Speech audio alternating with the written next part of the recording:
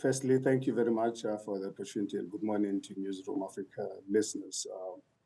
Adrian, I think this issue dates back to the advent of our democracy. As you are aware, prior to 1994, during the dark days of our country's history, Black entrepreneurship in the townships were vibrant. I grew up in an environment where when my parents send me to go and buy bread, I'll go and buy bread from Mr. Mahlangu, Mr. Dube, and Vilagazis. All of a sudden, the new South Africa emerged, open borders. And initially, when those people started coming into our communities, we did not realize the extent to which this was a well-orchestrated international movement of terrorists masquerading as business people, renting businesses from our local people, squeezing them out of business.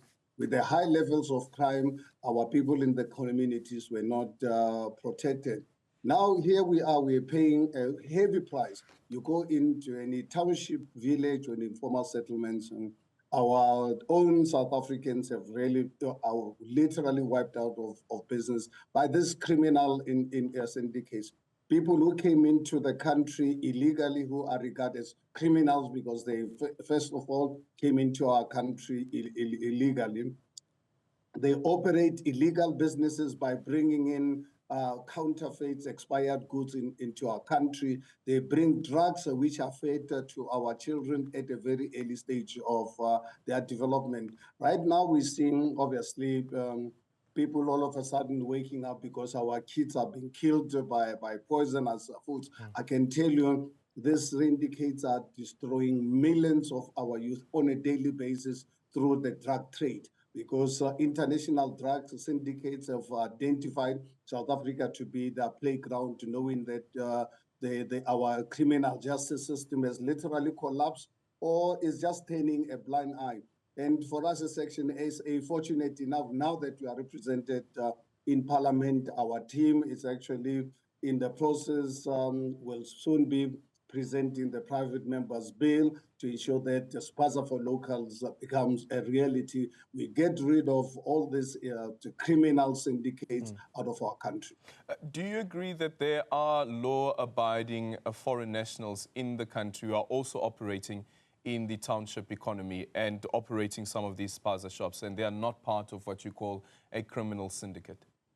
Well, my own personal experience, particularly in the townships, in informal settlements, in the villages, I've never come across anyone who's doing a legal business. Because in the first place, please get for Home Affairs to prove how these people came into our country, getting married to our women without their knowledge, or it's a business transaction where people are being paid money so that people are married and so that they can acquire South African citizenship. So for that reason, for anyone to tell me this person is not a criminal, it's a criminal activity, because this marriage was marriage born out of criminality.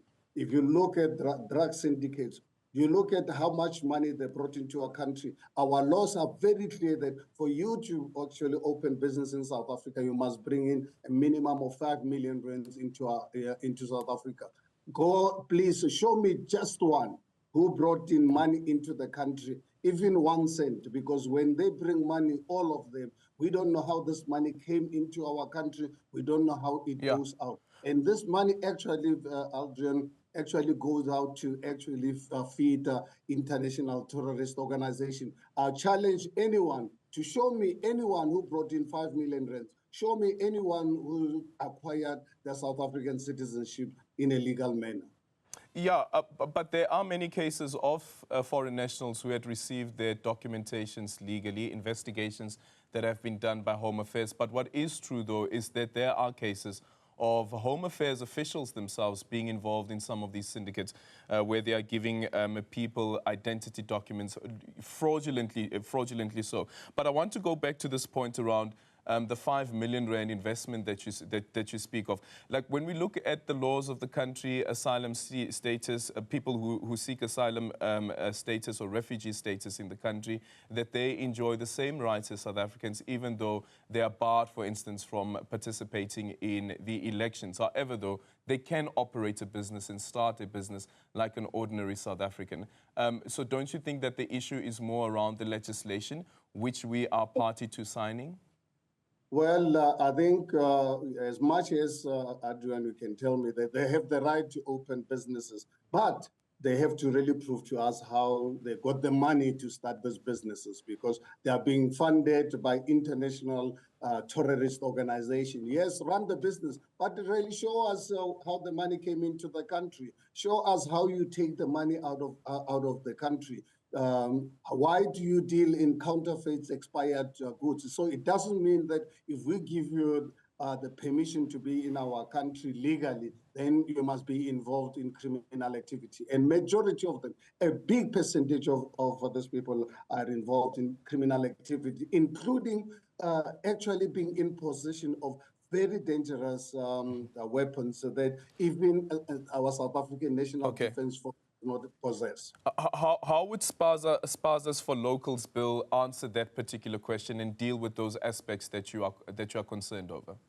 Well, one thing what we do is, when we must be unapologetic as South Africans, kick them out of our country, send them to countries where they came from. If they are good business people, let them go and run businesses in their communities. What we do as government, we expect our government to allow these businesses to be run by local South African businesses, being supported by government agencies, including our commercial banks, to assist them to have the funding.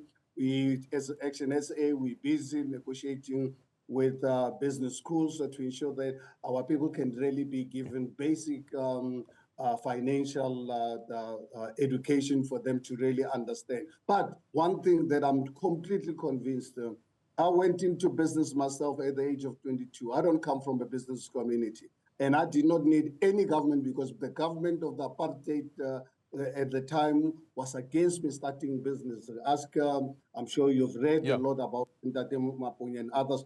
Some of these things, we don't need any educational institution. You just really need your entrepreneurial spirit to be there. And that spirit exists so much in our country. Today, right now at 10 o'clock, I'm having a meeting with 60 real entrepreneurs in Ivory Park who are experiencing challenges that unfortunately they're not getting any support whatsoever from government. So government can intervene,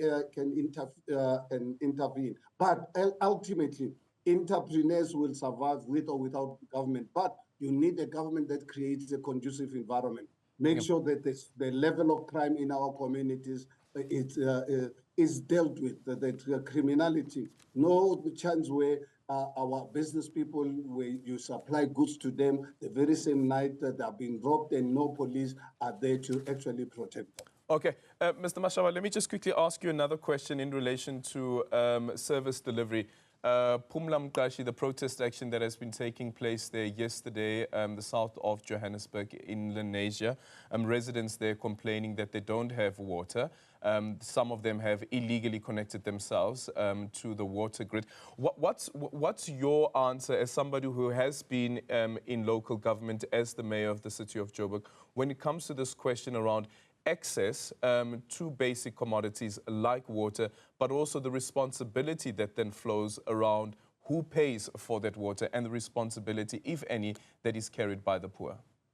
Well, I think, Aldrin, this matter, it's a man-made problem. We allowed informal settlements to develop over many years, failing to provide affordable accommodation for our people in South Africa, allowing, for an example, the city of Johannesburg being taken over by criminal elements where we should have obviously worked with the private sector to build affordable accommodation for our people. We failed as government to upgrade our infrastructure over many years, allowing South Africans, because we were destroying businesses in Amanskral industrial area, Garangua. We allowed, then people are coming into Johannesburg thinking that Johannesburg has got opportunities. In the meantime, the big cities are failing to provide accommodation and upgrade the infrastructure. This is a complete failure of our government to actually adapt to the new dispensation. Why allow people of Garangua, Twatwa, Kwandebele, when you've got massive factories owned by our own government? Why don't we go out to the private sector here at home and our overseas? The overseas investors are looking for opportunities. Let's attract them to come and invest in those factories, give them those factories on a 50, 100-year lease, let them bring in dollars through the Reserve Bank, not through mattresses, bring them that money, employ our people. Our people don't have to really be squatting in a city of Johannesburg, Tshwane, and other areas. So these are some of the interventions, but at the same time, the city of Johannesburg, let's take it away from by force, by violent force, take it away from these criminal elements to ensure that we can build affordable accommodation for our poor people. What do you mean by violent force?